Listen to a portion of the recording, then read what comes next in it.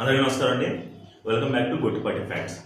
ఈరోజు జగన్మోహన్ రెడ్డి గారు గన్నవరం ఎయిర్పోర్ట్ నుంచి ఢిల్లీకి బయలుదేరాడు. అంటే రేపు 24 జూలై తేదీన ఢిల్లీలో ఒక ధర్నా, శాంతియుత ధర్నా అంట. దాంట్లో పాల్గొనాలి అని చెప్పి 39 మంది ఎమ్మెల్సీలకి, 11 మంది రాజ్యసభ సభ్యులకి, 4 ఎంపీలకి, 11 మంది ఎమ్మెల్యేలు, అంటే జగన్మోహన్ రెడ్డి గారు కాకుండా 10 మంది ఎమ్మెల్యేలకు కూడా పిలుపునివ్వడం జరిగింది. ఇక్కడ జగన్కి పెద్ద ఎదురు దెబ్బ తగిలే అవకాశం ఉంది.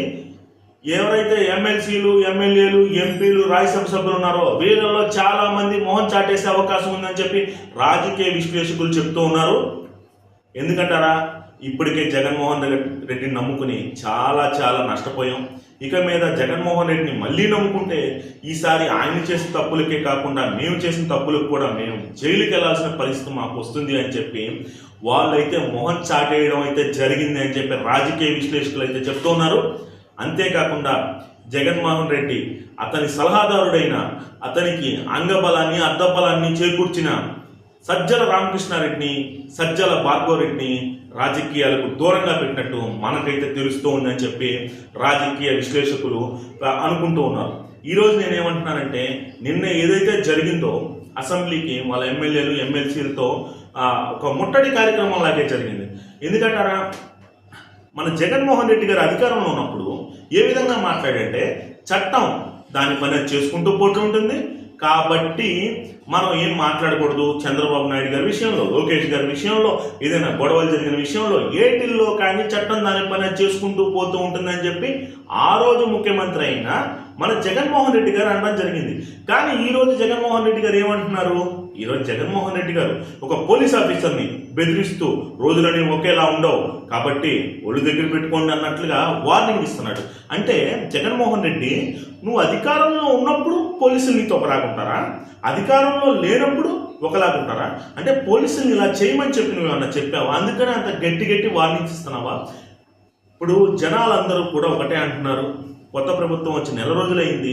ఈ నెల రోజుల్లో నేను ఆ ప్రభుత్వాన్ని దూషించడం, తిట్టడం, పవన్ కళ్యాణ్ తిట్టడం, చంద్రబాబుని తిట్టడం, లోకేష్ని తిట్టడం, ఇవన్నీ చేయడం, అసలు నీకు బుద్ధుందా జగన్మోహన్ రెడ్డి? నెల రోజులు కూడా కాకుండానే ఇవన్నీ నువ్వు అడుగుతున్నావే, 5 సంవత్సరాల్లో నువ్వేం పీకావు జగన్మోహన్ రెడ్డి అని చెప్పి ప్రజలు సూటిగా జగన్మోహన్ రెడ్డి గారిని అడుగుతున్నారు.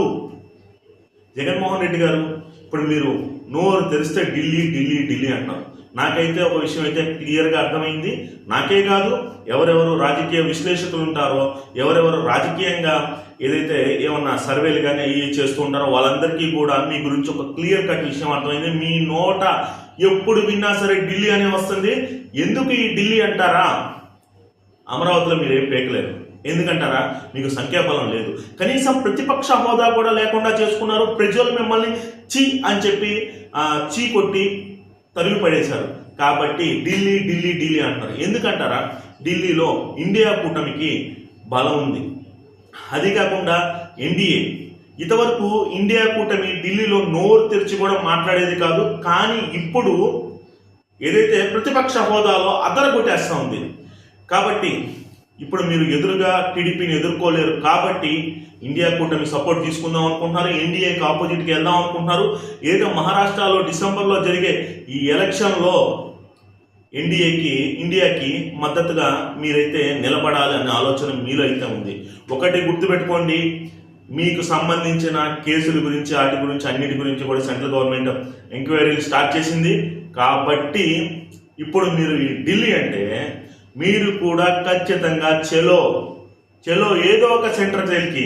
ఎందుకంటారా, నేను ఒకటే చెప్తున్నా, జగన్మోహన్ రెడ్డి ఇప్పటికైనా సరే ప్రజలకి చంద్రబాబు నాయుడు గారు కానీ, పవన్ కళ్యాణ్ గారు కానీ, లోకేష్ గారు కానీ మేలు చేసే కార్యక్రమాలు చేస్తూ ఉంటే దానికి సపోర్ట్ చేయండి.